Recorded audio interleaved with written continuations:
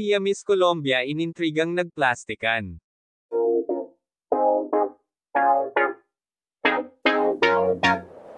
Marami ang nagulat sa post na litrato ni 2015 Miss Universe Pia Wurtzbach sa kanyang Instagram account.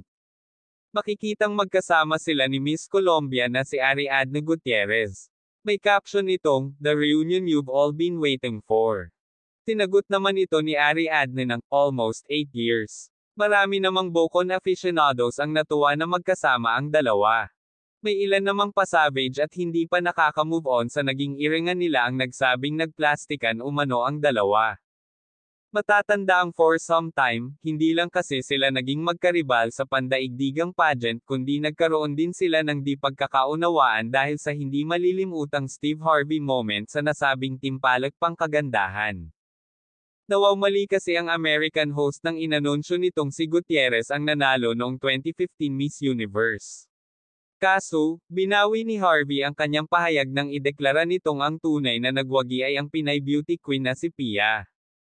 Hindi ito matanggap ni Ariadne dahilan para mabash si Pia ng followers ng Colombian beauty queen.